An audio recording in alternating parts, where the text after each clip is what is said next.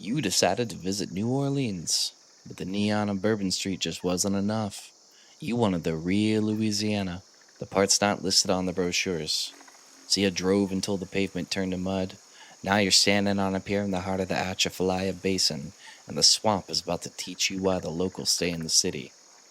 It's just past midnight, the moon is in full bloom. It's breathtaking. But then, the air hits your throat like a fever, a damp chill on your skin while a stagnant heat crawls into your lungs. You look towards the tree line where the Spanish moss hangs like tangled hair, and that's when you see it. It isn't a Hollywood werewolf. This thing has the wiry frame of a man but the head of a starving hound. Skin pulled tight over bone and eyes like burning sulfur. If you'd grown up here, you wouldn't scream. You just reach into your pocket, pull out a handful of dried beans, and throw them at its feet. Legend says the beast is obsessed with order, but it loses its way after 12. It'll stay there on the porch counting those beans in a loop.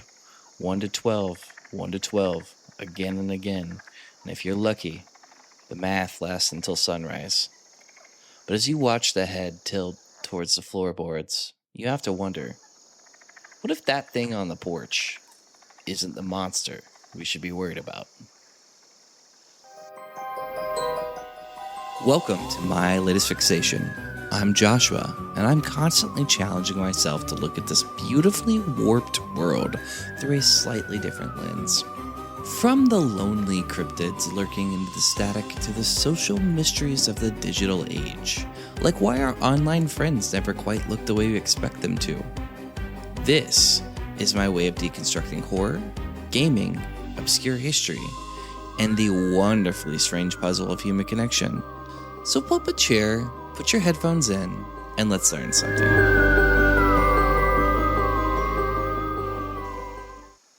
Today I'm joined by two of my favorite people, longtime collaborators. First up is Antonio. He's a writer, a former bandmate, and a music educator who spent his childhood exploring the country from the back of an RV. He spent a lifetime collecting trades like most people collect stamps, from mastering the kitchen to his current venture, engineering the perfect brew for his upcoming shine distillery. He is a man who knows how to find the rhythm in everything, and whether it's on a fretboard or in a copper still. We also have Patrick, a man I can only describe as a master tactician. Whether he's navigating the galactic chaos of Helldivers or commanding the grim dark battlefields of Warhammer, Patrick's strategic mind is unmatched. In fact, he is the one who first ignited my own obsession with Dungeons & Dragons years ago. When he's not winning the initiative, he's a dedicated cat dad, and quite honestly, one of the best guys I know. Thanks, guys, so much for being here. Happy to be here. Yeah. So today we're going to talk about one of the legends of the Bayou, which is the Rougarou. So let's clear the air a little bit on what this thing actually is. Do either of you know?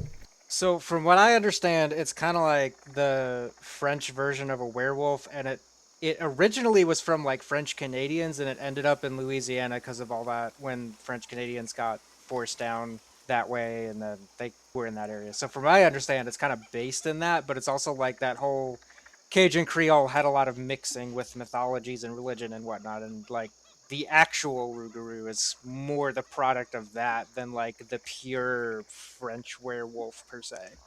Most people hear Rougarou and they have immediately either think of like French werewolf or they think of like a Hollywood werewolf, right? They tend to think of like a biological virus, like one bite from a hairy beast under a full moon, and suddenly you're growing fur and howling at the sky. But if you were to walk into the Atchafalaya Basin looking for a movie monster, you're absolutely looking for the wrong thing. True legend is much more liminal. It exists on the edge of everything. So you are correct. It actually starts with the Rougarou, which is the French word for wolfman. Yeah, once that story hits the Louisiana swamp, it kind of became its own creature. So what it is a shapeshifter. And the oldest Cajun oral histories, it wasn't just a dog or a wolf. It could also have been a massive ox or a pig or even a headless man. What's really cool about this is it's even a bit of a boogeyman for the kids. A lot of Cajun parents have used this creature as sort of a celestial babysitter for generations, warning kids that if they don't behave, the Rougarou is going to pinch their toes while they sleep. It's this weirdly domestic, almost sort of cute brand of terror. And that's the worst thing the Wolfman's going to do to you. I wish that was the case. I mean, the Headless Man is a new one. Like, I've heard it being stuff other than a Wolfman, but like the Headless Man, that's a new one. Yeah, so that's one of the things I actually kind of thought was interesting. So, believe it or not, when I was trying to do research on this, I ran into a lot of problems only because a lot of it is oral history. Really, the only way you can get this is by like talking to people from the area, but it's passed from family to family, right? Like that's the idea behind it. Kind of a lot like some of the other stuff we see. Like at some point I'm going to talk about Krampus, and that's the German version of, let's keep kids disciplined, right? But like when you get a little bit older, the stakes get a lot higher. You don't get in the legend, you don't get to be a Rougarou by being bitten. Unless, of course, you survive an attack from a Rougarou and you make the mistake of telling somebody about it before a year and a day have passed. Where the year and a day comes from, I don't really know, to be honest with you. It's very specific about a year and a day, so I have no clue otherwise. But traditionally, you become a Rougarou because you actually broke a social or religious contract, like failing to observe a Lent for 7 years consecutively. And that's kind of the thing I thought was fascinating too, is you have 7 years to go to Lent, because the whole idea here is it has to be consecutive. So like, let's say you skimp out Lent for the first year, right? The legend is that you get visited by a Rougarou, and then let's say the next year you go to Lent, your clock resets, you're good, right? You got another 7 years you have to skip in order for it to happen. And so by the time you actually become a Rougarou, it's because you've skipped Lent for 7 years. This is where the legend also gets a little conflicting, because I've heard that if you were bit by a Rougarou or attacked by a Rougarou, that's how you become one. But then I've also heard they only target the people that don't go to Lent.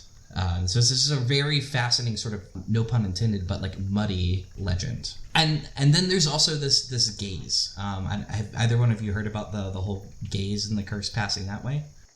Nah, I'm pretty familiar with like the Rougarou itself, but not necessarily like all of the different like power, like quote unquote powers and stuff. Rougarous are supposed to have these sort of like burning yellow eyes, like sulfur. So there's this gaze, and in many tellings, you don't even have to be touched to be cursed, you just have to look. So if you lock eyes with the beasts, you're caught, and some say you see your own sins reflected back at you in those burning eyes. And then others say French intensifies. Yeah, exactly, yeah, right? Absolutely. Yeah. That's super Catholic. Well, yeah, and that's a lot of this obviously is ingrained in Catholicism. Now you're making me half wonder if the penitent stare that Ghost Rider does is from that. It very much might be. Ghost Rider, a Rougarou, more at 11. More later today. But yeah, no, all you have to do is lock eyes with the beast when you're caught, and some say you see your own sins reflected back, but others say that the look is the moment the skin suit begins to grow over your own.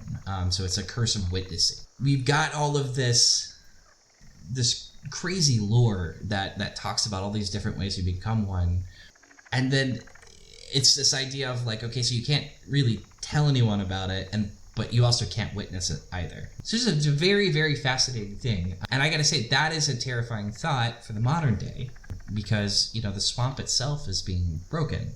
Every hour, Louisiana loses a football field's worth of land to oil company dredging. And when these companies cut through the marsh, they aren't just moving dirt, they're actually destroying the skin of the bayou. If the Rougarou, in these legends, is a guardian, to keep kids out of the swamp or to keep people going to church, then the gaze becomes a reckoning. So if the swamp looks back at the people trying to bleed it dry, well, there you go. Now, if you are brave enough to try and cure a Rougarou, right, silver bullets aren't going to help. And I think that's one of the biggest distinctions. Not really a werewolf, it's just werewolf-like. Exactly, right? Like, silver's not going to do anything for you at this point. Apparently, the only way to cure it or to stop it is you have to draw the first drop of the creature's blood with a knife or a needle, and then once that blood hits the mud, the person inside is returned to their human form. But there is a catch, and this is where we kind of go into some other lore, which is it's a 101-day sentence or a year and a day that they're not allowed to talk about it. But whichever it is, the ultimate thing there is silence. You're not allowed to confess what you've seen or what you've done, otherwise your clock resets and you're still trapped in that regroup. Oof. Yeah. Yeah, so we have this like crazy curse where all of a sudden you are wolf creature, you regain the idea, like, you know that you are one, right? But you're not allowed to talk about it. And I have no idea what that kind of metaphor could be. I'm sure it all relates back to... It's been a hot... Yeah, for those of you that don't know, Antonio, yes, I am Italian, so I'm confirmed by culture more than, like, actual religion. I'm not religious. My parents aren't religious, but I had to go through that whole process. In doing that, I learned all the different traditions of the church, and it's been a hot minute. My best guess is maybe that this all stems from, like, pre-confession days, when, like, you just kind of had to fester in your sin until you were clean or whatever. Like, it wasn't a matter of just going to confession and then, like, say your 10 Hail Marys, or, you know. So I don't know if it's maybe, like, rooted in that somewhere way back, or what. I mean, that would be my guess, right? Is it's like 101-day penance, right? Yeah. You know, the Mardi Gras, if I do have any listeners that are, you know, in that area, I might get angry emails telling me I got it wrong, and I'm sorry in advance if I did. But Mardi Gras also takes place around Lent, right? It's Fat Tuesday. Yeah, it's Fat Tuesday. Exactly. And so the idea for Mardi Gras is it's sort of the Ramspringa of Louisiana, right? Like this idea of, like, so if you are a Catholic and you're practicing, you have this, like, time where you're sort of allowed to cut loose and overindulge, as long as the rest of the year you're, you know, being diligent and going to church, going to Lent, you know, and all of that. A good Christian. Yeah, or a good Catholic, exactly. And so I do think that there's this, like, very interesting thing of, like, hey, we have this festival happening where you're allowed to overindulge, but at the same time, you gotta make sure you give something up because you enjoyed yourself. Which, anything I know about Catholicism, like, that tracks, right? Yeah. Yeah. So, well, I mean, if you're doing it, yeah, quote unquote, if you're doing it right, then during Lent, you basically are supposed... It's actually, like, traditional Lent is actually much more similar to, like, Ramadan, where it's supposed to be a, like, fast and everything, but they just kind of updated it to where the fast is, like, giving up an earthly pleasure or whatever. But, like, originally... I think it gives you more wiggle room that way. Yeah, exactly. But, like, originally... Like, you got a choice all of a sudden. Exactly. But, like, originally it was supposed to be, like, a fast. So the whole thing of overindulging was because you're about to not eat for 40 days, so you might as well eat as much as you can. You don't participate in fasting, do you? No. No, I didn't think so, but I wanted to ask. Somebody in my life that is, like, surprisingly, I don't want to say religious, but I'll say spiritual, right, is Ida, right, which if listeners don't know this, but Ida is, like, basically my mother. And Ida actually gives up stuff for Lent every year. Well, I was definitely telling her about me wanting to do this particular episode, and she's like, I can't wait to listen. I have no idea anything about this, but I can get behind the fact that you're going to talk a little bit about Lent. But she doesn't hold back, because she this past year she gave up, I think it was sugar. Yeah. That can be a tough one. Yeah, and she's also vegetarian and has been her entire life. And so it's like, okay, like, I don't know how you do that. And I, like, truly impressed. I was vegan for 3.5-4 years. It was hard. I can't imagine giving up sugar on top of that. So we have this creature, right? That is this creature of silence, right? We have this 100-day sentence in a skin suit. But this is the part where my fixation really sort of hits a turning point. Why do we still care about a swamp monster in 2026? I recently read this idea, this concept called the folkloresque. And I know I kind of asked you both before recording, but are either of you have an idea what this is? I mean, I'm not going to be meta about it. I didn't really know what it was before you explained it, so I'm just going to say no. Yeah. I've been diving into it. It is actually this 2024 paper specifically by researcher R.P. Cooper, and it changed how I look at these legends, because the idea is the folkloresque is that we don't just keep folklore like a dusty book on the shelf. We remix it, right? We take the folk, the old bones of the story, and we give it a modern-esque finish. We give it new teeth to bite into the problems that we're facing today. As some people say, modern problems require modern solutions. You can kind of see an example of this happening right now in the world of gaming. So if anybody has seen the trailers or the art for the game South of Midnight, Shout out to them for that. You know that their Rougarou looks different. They didn't go with the traditional man dog. Instead, they created this sort of massive, striking, owl-like griffin with red and black feathers and eyes like glowing embers. A lot of purists might say that that is not a Rougarou. But according to the idea of folkloresque, that's exactly what a Rougarou is. In the game, this creature isn't a religious warning about skipping Lent, it's a manifestation of trauma.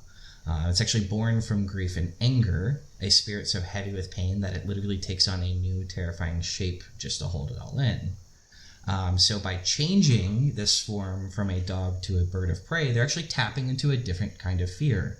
An owl is a silent hunter. It sees everything, and those eyes, that brings us right back to that gaze, right? The moment of being seen by something that knows exactly what you are. What do y'all think about the sort of adaptation of it? Now, I know, Patrick, you haven't played the game, but Antonio... But I am giving it a look at the moment.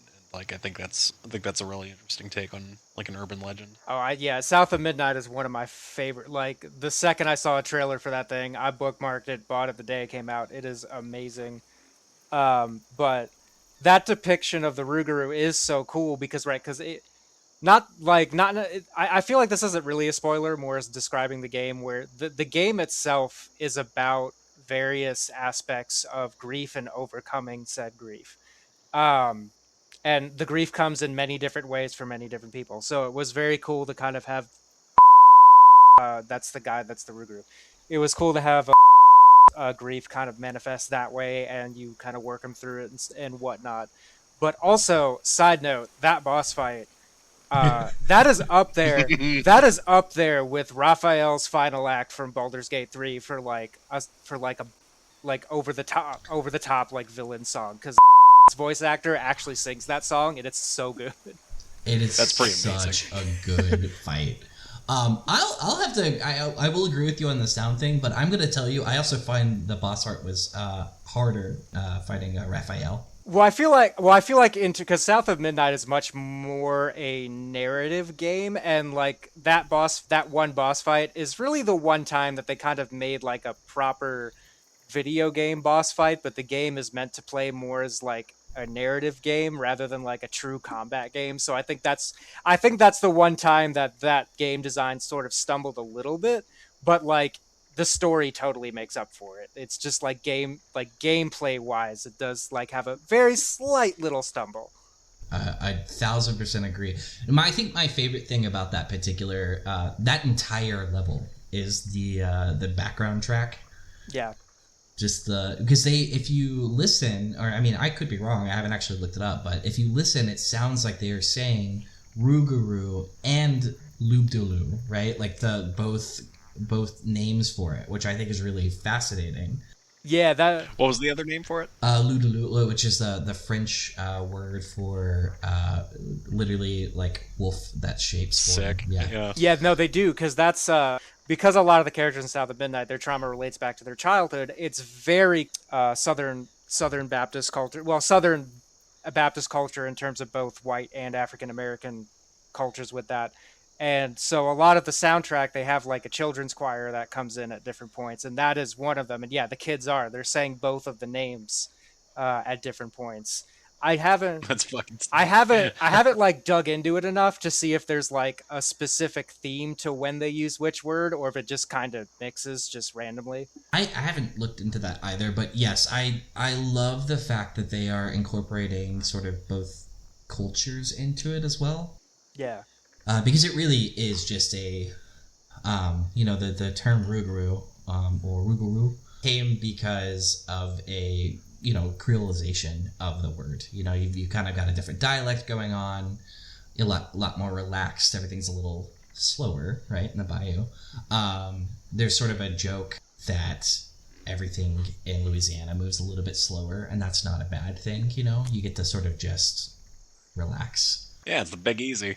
New Orleans is. Yeah, the Big Easy, exactly. And, that's a good thing. But, so the real thing that got me kind of thinking about all of this, right, is if we can reshape the Rougarou to represent internal trauma, why can't we reshape it to represent the trauma of the land itself? So if this legend is fluid enough to turn from a wolf into an owl, then it's fluid enough to turn from a monster into a guardian. That brought me to this idea of the defender of the Atchafalaya, right? So to understand why we would need even a new kind of Rougarou, you have to look at what's actually happening in the Atchafalaya Basin right now. As we sit here in 2026, the basin isn't just changing, it's under siege. It's being strangled by something called spoiled banks. Now that might sound like a little bit of a boring engineer term, but it is an ecological nightmare. So when these oil and gas companies did canals through the wetlands, they actually pile up dirts on the sides, creating these long artificial levees. These banks act like dams, and they block the actual natural flow of water. So oxygen-rich water can't get into the back swamps anymore. Instead, it just sits there, and it becomes black water, stagnant, acidic, and breathless.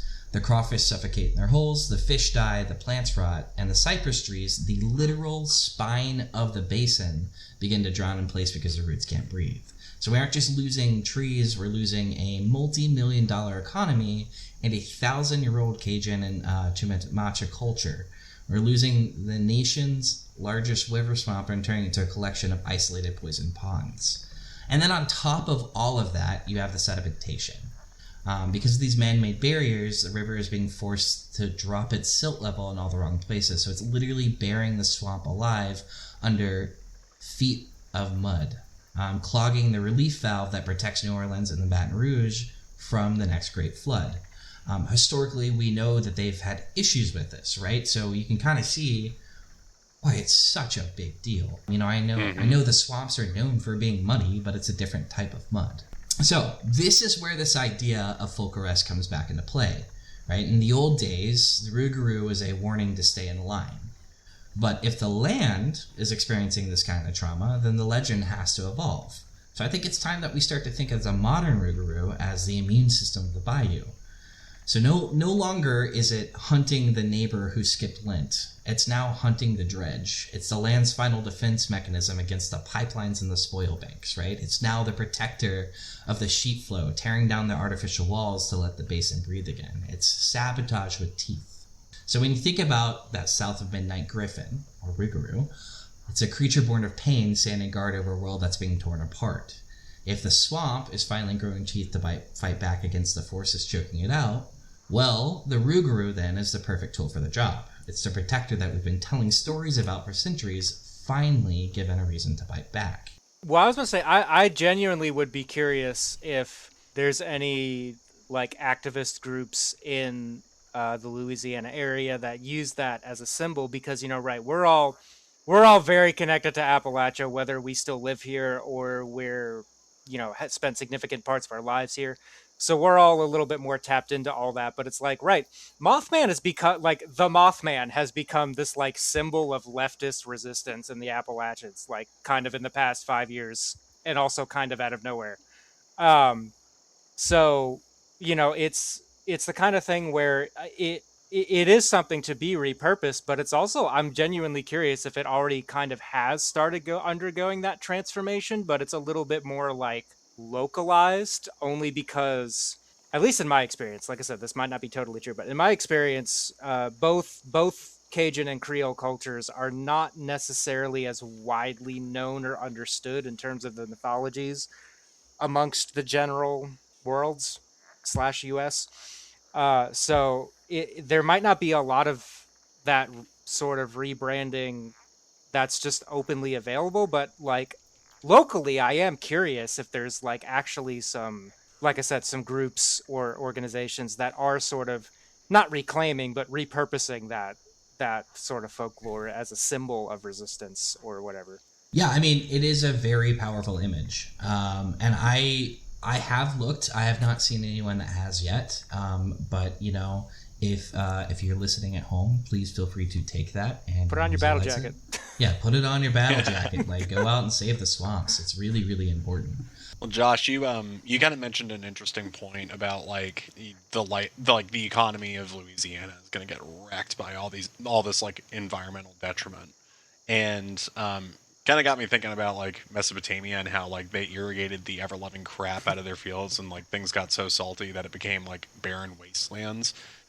depending on where you are in the Middle East, and it's just like there is something to be said for like there's like something in the land that gets its revenge on people that abuse the shit out of it. And I don't know. I don't think there's too many examples of like semi-mythological figures and like mythological creatures like being personified as like nature's wrath, but like nature does have like a tipping point where it's like it stops sustaining you because you screwed it up so much. No, I agree. There's actually when I was an undergrad, we did. I don't know if you remember the what was it, Environmental Science 211 or whatever it was. We had to take, and I say had to lightly because I'm really glad I took the class. But I was lucky enough that I had a professor who actually let me do a presentation on eco horror, right? Which is this concept of, you know, when you have horror, classically it's either like man versus man or man versus monster, man versus an unknown, right? But there's this newer trend of man versus the environment. So when you see movies like I think it's The Mist is a good example, where you have nature fighting back. Or have you seen The Bay? Have either one of you seen that one? No. Is that a newer one or older one? It's older-ish, you know, early 2000s, I believe. But the idea behind the Bay is it's a mutated creature. That is a real creature, but it is mutated, and it starts attacking humans, and it just becomes an ecological nightmare. But I'm okay with that. I think that nature deserves all the help it can get because we are destroying our world, you know, and we need to get it in check. Well, and all of these creatures, they are like all of them can, well, maybe not all, but like a lot of them can have their roots traced back to nature, because why does mythology exist as ways either as boogeymen for children or to explain natural phenomena that people just didn't know how to explain scientifically at the time? So like, yeah, I guess it could be as simple as like the wind sounded eerie one night. It's banshees. yeah, absolutely. Yeah, you hear something in the woods. It's a Wendigo, you know? I mean, just that's... Hell, Florida has limpkins, right? People associated them with, like, hauntings for the longest time. I mean, Cincinnati has the Frogman. It's the Frogman. Well, I say Cincinnati. It's actually Loveland. But the Frogman, I'll show it to you after this. It's very fascinating. It is literally this creature that popped up overnight. There's really nothing much to it. It's just based off of a police report that happened and has happened several times where people have just reported seeing this type of creature underneath the drawbridge that stands up on two legs, and they just equate it to the Frogman. So the Frogman of Loveland. This is very, very interesting. It's just one of those things that happened several years ago, and it's just stayed a part of the town. Well, you know, it's no Mothman, but I can dig it. Yeah, well, it's their version. You know, it's the Midwest version of Mothman, right? But does he got that booty though? He does have that booty. But yeah, anyway, so when we talk about all this stuff, you know, I love really like talking about these myths, and I really think it's cool. And as much as I am fixated on that myth, the reality is that we can't wait for a shapeshifter to save the swamp. The real immune system of the Atchafalaya is people. So if you are listening and you are feeling the same sort of pull towards the water like I am, there are people on the front lines right now who need help. So organizations like Healthy Gulf and the Atchafalaya Basin Keeper, they're not using the rule of 13, which is the beans, or they're not counting beans, they're using the law, right? They're fighting legal battles to remove these illegal spoil banks, and they're out on the water every day identifying where stagnant zones are and then pushing for water management that actually respects the rhythm of the river. They're the ones out there trying to weave the tapestry of the wetlands back together before it's too late. So I would say take a chance if you can, look them up, get involved, you know. If you feel moved, help them out. You know, the reality is we spent centuries teaching our children to fear the shadows in the trees. We've told them the Rougarou is coming for the souls if they stepped on the line. But as the water rises and the machines move in, I find myself looking at those yellow eyes in a little dark differently. If the swamp is finally growing teeth to fight back, are we really the ones that we should be rooting for? So go check out the work being done in the basin, and if you're ever down in NOLA and find yourself near the edge of the water, maybe just keep a handful of beans in your pocket, just in case.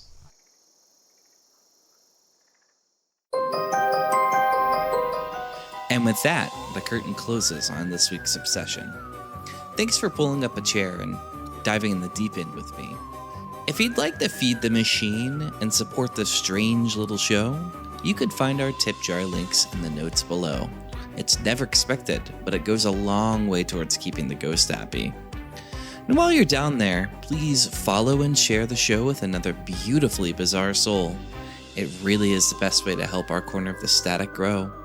Have a dark history footnote, a lonely cryptid, or digital mystery you think I need to absolutely fixate on? Send your thoughts via carrier pigeon, or just reach out on Instagram at MyLatestFixationPod, or email me at MyLatestFixationPod@gmail.com. Stay curious, stay obsessed, and I'll catch you in the next one.